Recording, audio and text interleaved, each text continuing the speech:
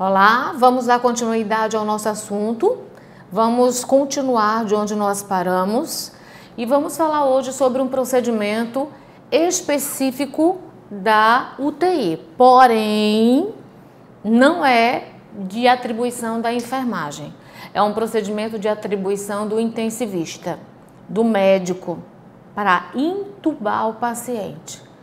Lembram daqueles momentos que nós iniciamos quando nós falamos dos procedimentos prioritários, quando o paciente entra na UTI e existe a necessidade de que alguns procedimentos sejam prioritários, mesmo que o paciente tenha outros para que sejam realizados, que eu até inclusive citei a situação da higienização, que fica por último porque ninguém morre por estar sujo. Tá? Morre porque falta oxigênio, mas não por sujidade. Então é aqui onde eu quero dar continuidade com vocês. Aqui eu vou falar sobre o primeiro procedimento, sobre a prioridade, né, do paciente em relação à sua admissão na UTI. Então, nesse momento, o paciente que chega principalmente numa parada respiratória, o cardiorrespiratório, nós vamos iniciar com reanimação, tudo aquilo que vocês já viram em primeiros socorros. Esta aula de intubação é uma aula nova para vocês, tá? Muito embora não seja procedimento da enfermagem, mas é um procedimento médico em que a enfermagem está presente no início, no meio e no fim.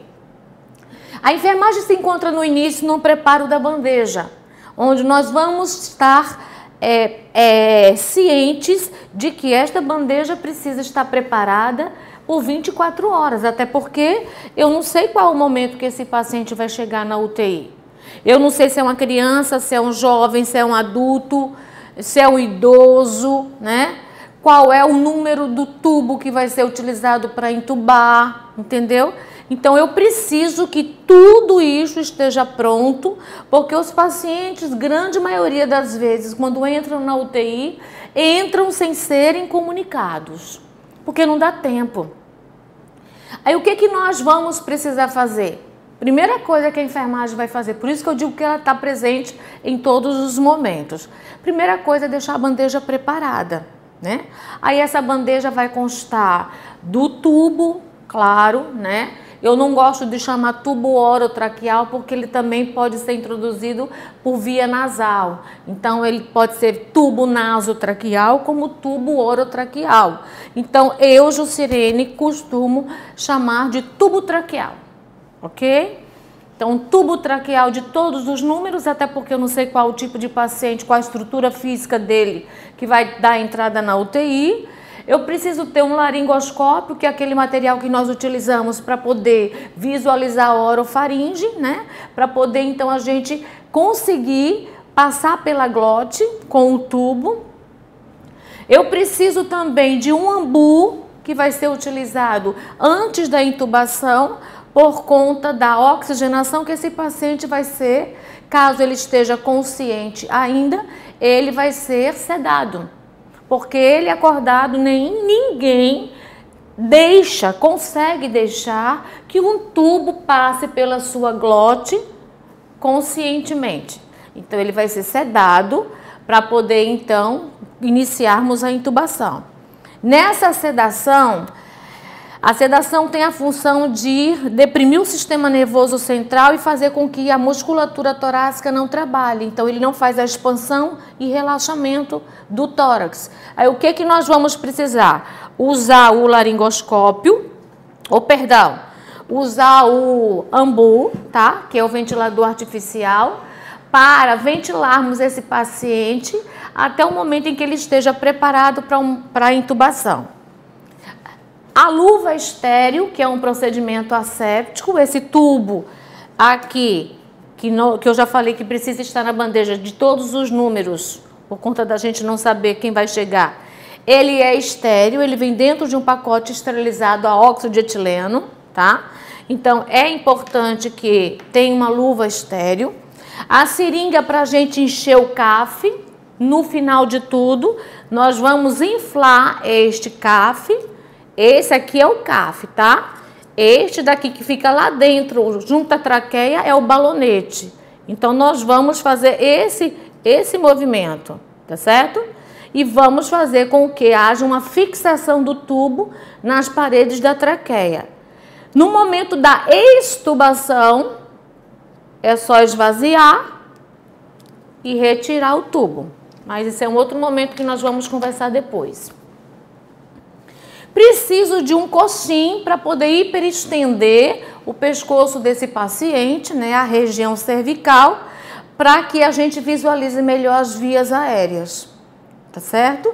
E quem estiver auxiliando o médico na hora da intubação, utilizar todos os EPIs, tanto o intensivista como quem estiver auxiliando, tipo gorro, cabelo preso, ou então cabelo curtinho, não importa, mas gorro, óculos, máscara, luvas. Então, como você vai estar muito próximo das vias aéreas do paciente, eu preciso estar com todos esses EPIs. Isso é imprescindível. Tá bom? Então, vamos iniciar. Primeiro, vamos saber o que é uma intubação traqueal. A intubação traqueal, o nome já está dizendo, eu vou introduzir um tubo através das vias aéreas superiores até a traqueia. Então, ele fica no terço médio da traqueia. Quem lembra bem de anatomia sabe que a traqueia vem, ela se bifurca em 2 brônquios. Então, tem o terço superior, o terço médio e o terço inferior. No terço médio é onde este tubo vai parar. Se vocês observarem bem, quando tiverem curiosidade em dar uma pesquisada, vocês vão observar que esse tubo tem várias enumerações. E é a partir daqui que o intensivista vai se orientar a saber até onde vai introduzir. Porque caso ele erre, complicações poderão acontecer. Vamos conversar também sobre isso logo em seguida. Então, a introdução do tubo até a traqueia. Com qual objetivo? Qual é a intenção, né? Qual é a indicação para que esse paciente seja intubado? Existem pacientes na UTI que eles estão lúcidos, conscientes, porém extremamente dispneicos, com a saturação baixíssima. Saturação baixa na literatura já é considerada abaixo de 90%. Tá certo? Então, tá lá com o sensor no dedinho do oxímetro, tá? No dedinho do paciente. Então, o sensor do oxímetro tá lá e tá mostrando no aparelho que ele está com a saturação baixa. Isso indica o quê? Algo está acontecendo no padrão respiratório desse paciente para que a saturação esteja baixa, porque, segundo a literatura, é considerado normal de 95% a 100%. Nós que não temos problemas respiratórios, subtense, né? Se colocarmos o sensor em um de nossos dedos com uma boa perfusão sanguínea, então isso vai mostrar no aparelho um resultado de 97%, 98%, no máximo 100%. Esse intervalo de 95% é considerado ainda normal. Baixou, é um paciente que precisa ser observado. Baixou de 90%, é um paciente que provavelmente vai ser intubado. Tá certo? Algo está acontecendo nos pulmões para que eles precisem descansar, se recuperar e o aparelho, que é o ventilador mecânico, respirar pelo paciente. É isso que acontece. Então, tem essa indicação que é a oxigenação, tem a indicação também de aspiração. Eu preciso entubar esse paciente para que eu tenha acesso à traqueia para poder retirar as secreções que estão interferindo na respiração desse paciente. Então, essas são as indicações, ok? Agora vamos para o procedimento, que eu vou fazer uma pequena demonstração para que vocês entendam como acontece e onde que a enfermagem vai atuar. Porque no início eu já falei que a enfermagem atua no preparo da medicação. Mas agora, no momento do procedimento, eu vou indicar onde é que a enfermagem vai atuar. Primeiro ponto, a enfermagem vai introduzir ou administrar o medicamento que vai sedar o paciente caso ele esteja acordado, lúcido. Então, ele vai precisar ser sedado. O médico vai dizer quantos ml da medicação, o profissional da enfermagem, seja ele o técnico ou a enfermeira, vai no acesso que já foi feito, como também um dos procedimentos prioritários, de início periférico, logo em seguida o médico vai fazer o acesso central, mas é através daquele acesso que se tem, é que se vai introduzir a medicação que vai sedar. Esse paciente fica sedado, enquanto o médico está calçando a luva, eu já estou ventilando, porque o medicamento, como tem efeito imediato, já deprimiu o sistema nervoso central e já fez com que houvesse uma parada dos músculos diafragmáticos. Aí o que a gente vai fazer? Vamos oxigenar para esse paciente não ficar sem oxigênio, que isso é importantíssimo. Enquanto eu estou fazendo isso e utilizando luva, claro, luva de procedimento, o médico já está calçando a luva. Bom, aqui nós vamos começar, vamos fazer de conta que estou com luva de procedimento, porque eu sou auxiliar do intensivista, né? O intensivista é que vai fazer o procedimento e eu estou só de lado auxiliando. Ele está aqui na cabeceira e eu estou na lateral. Prestem bem atenção. Então, eu vou entregar para ele está calçando a luva estéreo, enquanto eu monto o laringoscópio. Este é o cabo tem lâmpadas, as pilhas para ligar a lâmpada que tem nesta lâmina. Esta lâmina tem um formato de ser introduzida na cavidade oral e chegar até a origem da língua e impedir que a língua caia e trazer a língua para frente e visualizar a orofaringe. Então, quando eu entrego para ele vai pegar com a mão não dominante e vai fazer uma introdução do tubo do laringoscópio para que eu entregue o tubo a ele e este tubo seja deslizado pela lâmina e introduzido. Até onde ele vai introduzir, ele que vai tomar conhecimento de acordo com a estrutura física de cada paciente, tá certo? Terminou, não precisa mais. Agora ele vai. Eu do lado, na lateral, vou conectar o ambu. Ele com o estetoscópio vai auscultar e eu vou visualizar juntamente com ele a expansão e relaxamento dos músculos diafragmáticos. Então, são dois sentidos que nós vamos utilizar. É a visão, que eu preciso ter certeza que os pulmões estão sendo ventilados, e a ausculta, que o intensivista vai ter também a certeza de que o oxigênio está chegando para os dois pulmões.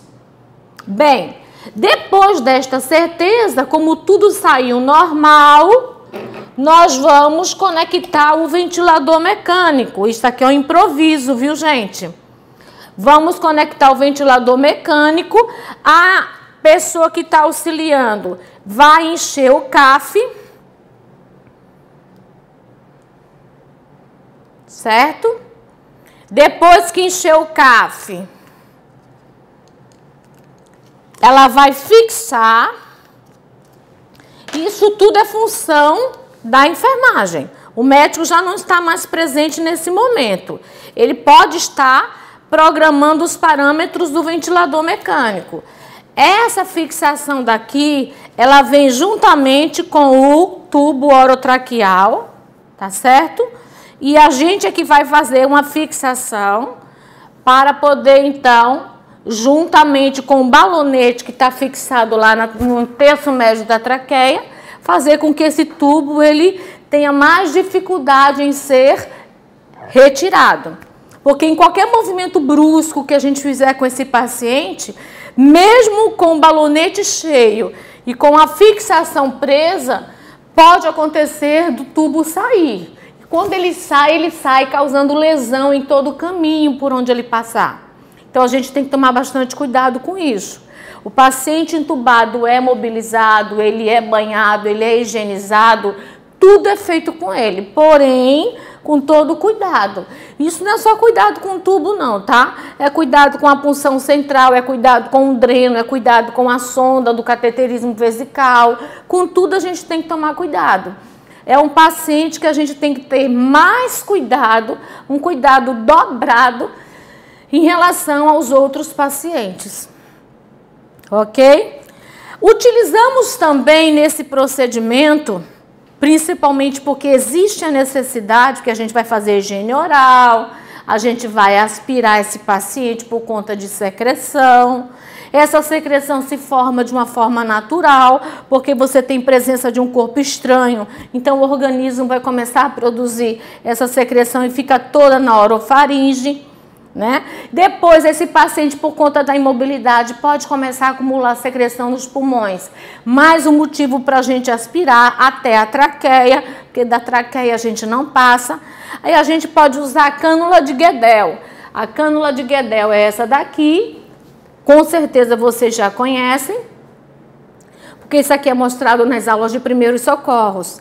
Então, a cânula de Guedel é um dispositivo, é um material que nós utilizamos bastante na UTI, principalmente nos pacientes intubados.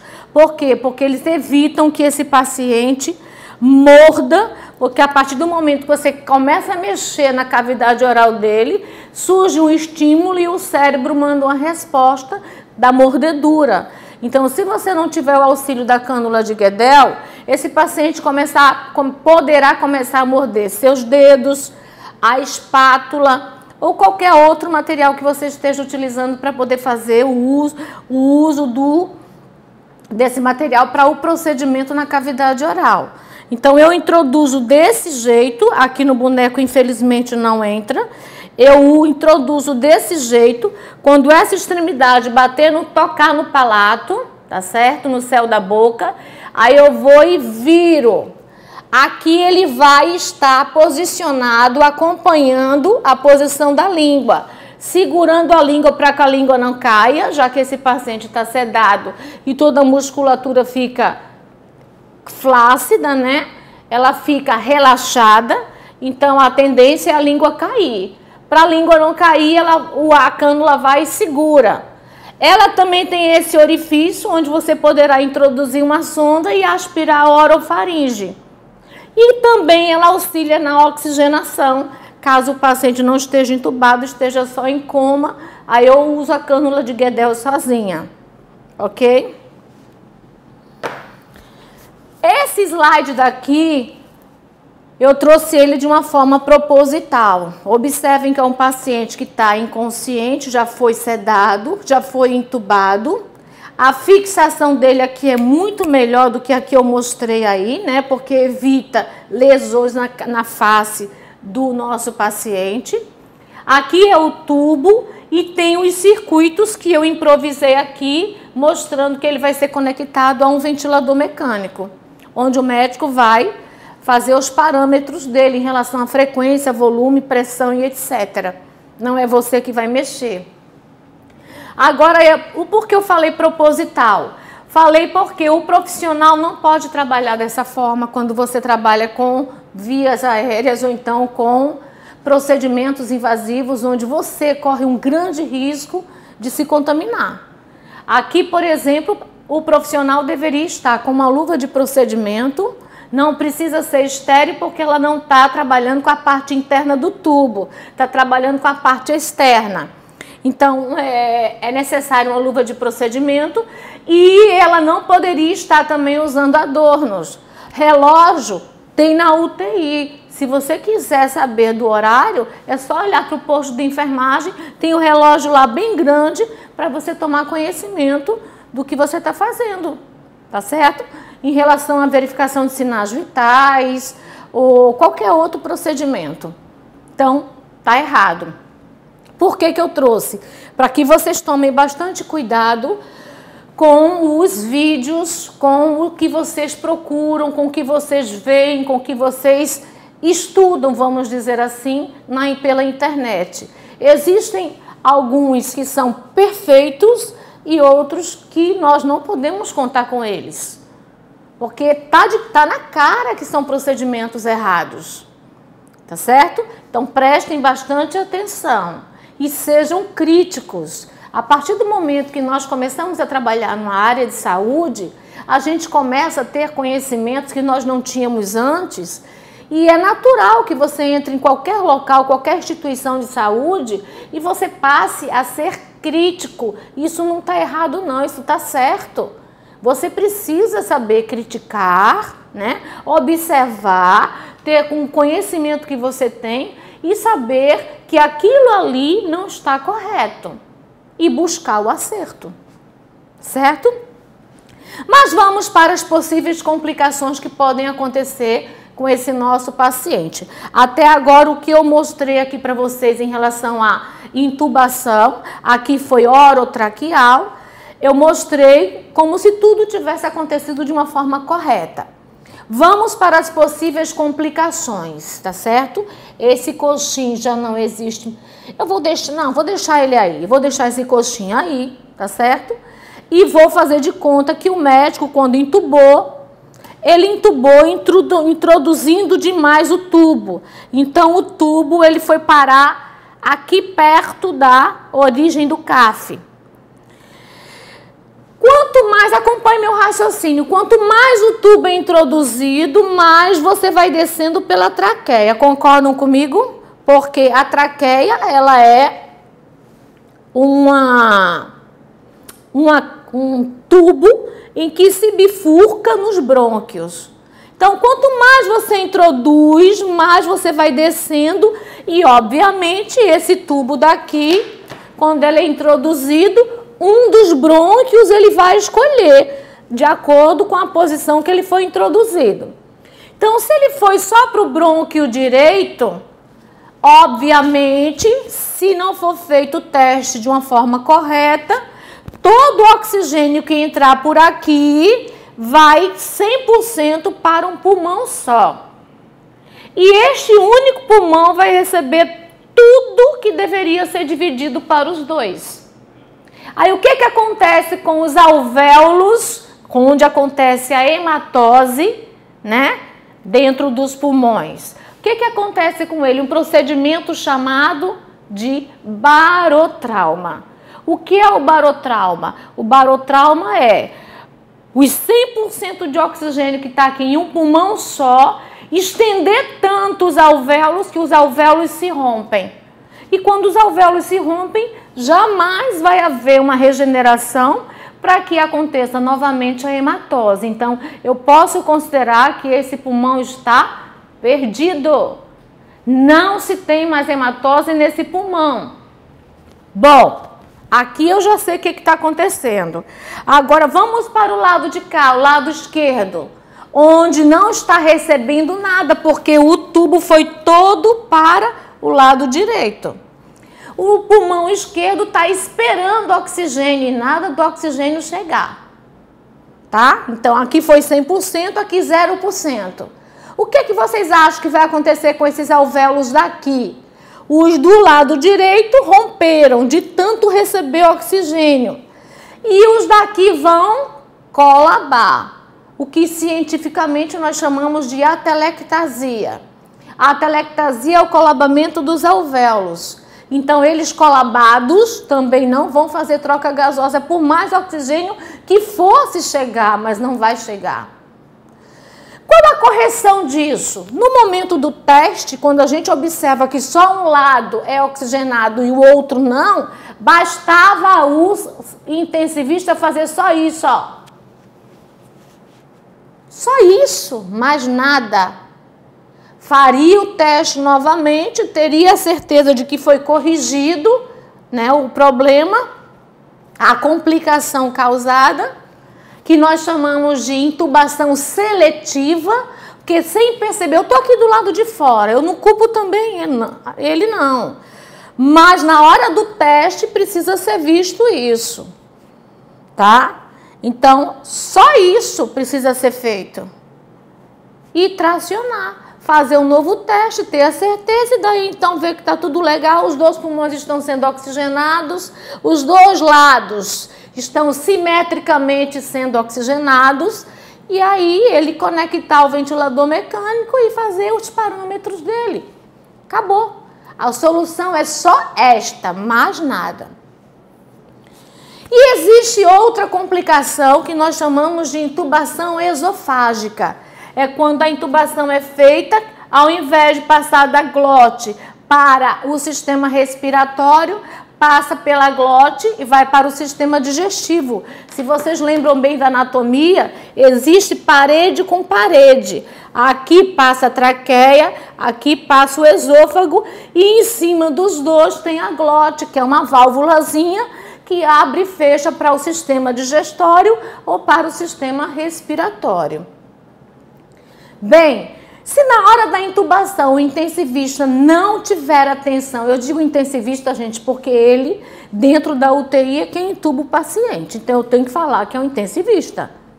Então, se ele, nesse momento, não tiver a devida atenção, ou acontecer alguma coisa, ou o paciente tem dificuldade em pescoço curto, né, obeso, tem uma dificuldade para intubar, ou então esse paciente está com edema generalizado, uma nasarca, tudo isso dificulta a intubação, eu entendo.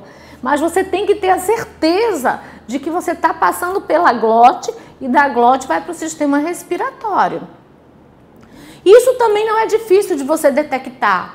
Passou pela glote e se de repente, por algum motivo, foi para o sistema digestório, caiu, o tubo caiu no esôfago, na hora que você conectar o ventilador artificial e começar a inflar, o que vai distender não é o tórax, o que vai distender é o abdômen. Abdômen, ó, começa a distender e relaxar. Então, é óbvio, é uma coisa notória, quando a gente olhar, utilizar o nosso sentido da visão, a gente vai observar que tem alguma coisa de errado.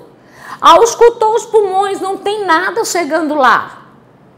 Então, eu estou vendo o abdômen distender e no pulmão não tem oxigênio chegando, eu imediatamente, como intensivista, tiro o tubo e passo outro. Passo outro, esse aqui não me serve mais. Por quê? Porque ele caiu no sistema digestório. Sistema digestório é contaminado, o sistema respiratório é estéril. Então, eu vou ter que dar para esse intensivista outro tubo da mesma enumeração, tá? E estéril, para que ele faça uma nova intubação. Enquanto isso está sendo feito, se houver algum tipo de demora, ou então algum... E enquanto isso, eu estou aqui, ó. Ele vai ter que trocar de luva, ele vai ter que trocar de tubo, né? Enquanto isso, eu estou ventilando o meu paciente para o paciente não ficar sem oxigênio. Aí, quando ele já estiver pronto, tá? Ele vai utilizar o mesmo tubo, laringoscópio, e o outro tubo novo, estéril, vai ser introduzido, esperando ele que naquele momento ele consiga passar pela glote e atingir o sistema respiratório. Novo teste vai ser feito e aí vamos constatar que agora o procedimento foi feito de forma correta. Esta complicação nós chamamos de intubação esofágica. E não são só essas duas complicações que podem acontecer caso haja um erro, né? Um erro compreensível e outros não compreensíveis. Pode acontecer também que na hora do sufoco o paciente está parando, ou por uma inexperiência, ou até mesmo por um movimento agressivo, esse paciente perca algum dos dentes. O médico pode quebrar alguns dos dentes desse paciente no momento da intubação. O próprio laringoscópio colabora para isso, né? Que ele é feito de aço inoxidável.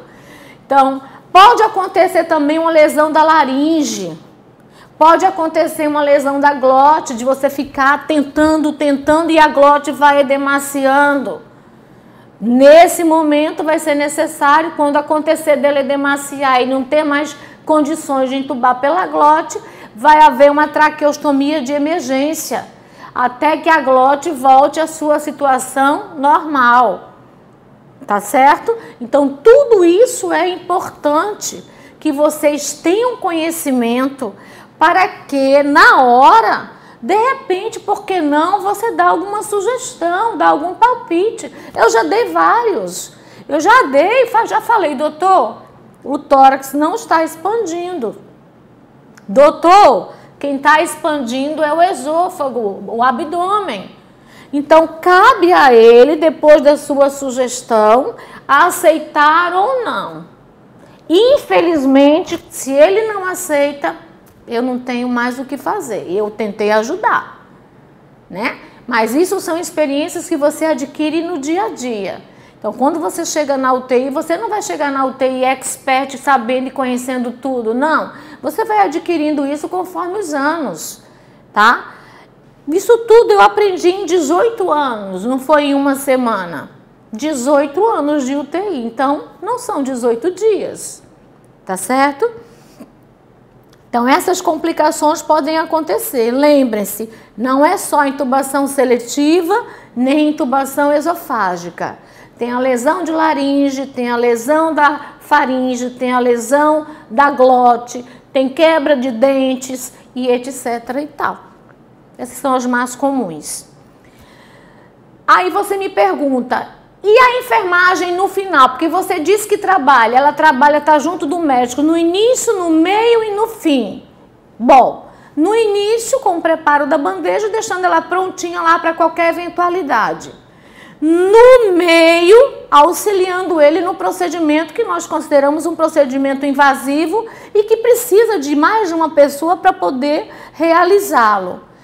E no fim, que você vai fazer toda a manutenção dessa intubação.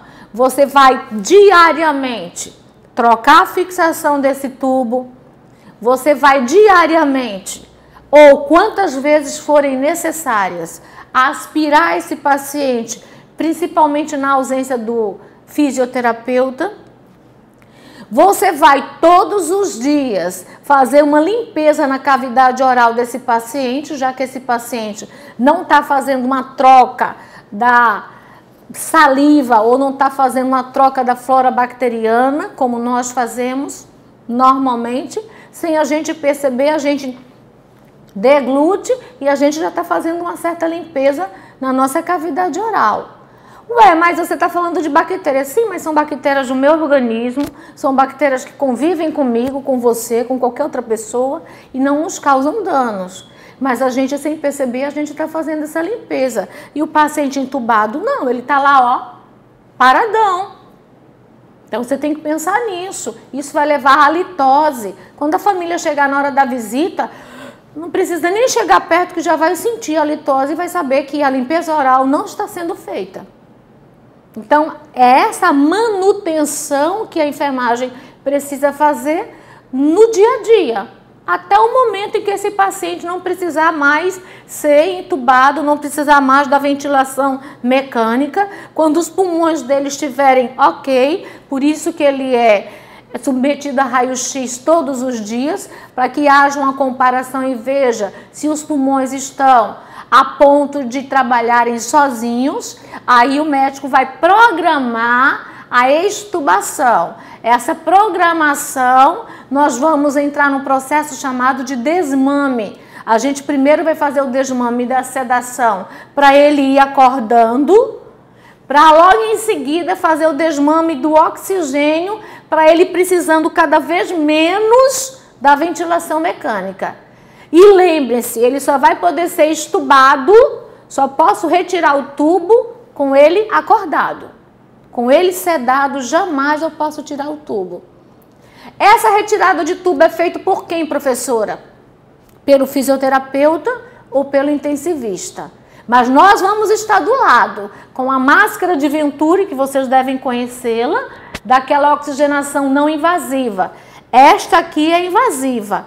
Aquela máscarazinha, ela não invasiva. Então, eu vou estar com ela prontinha para quando o paciente sair do tubo, eu aspiro se ele tiver com secreção na orofaringe e depois eu oxigeno com a máscara de Venturi, com a porcentagem de oxigênio que o médico prescrever. E é isso que nós fazemos. Espero que vocês tenham aproveitado bastante a aula.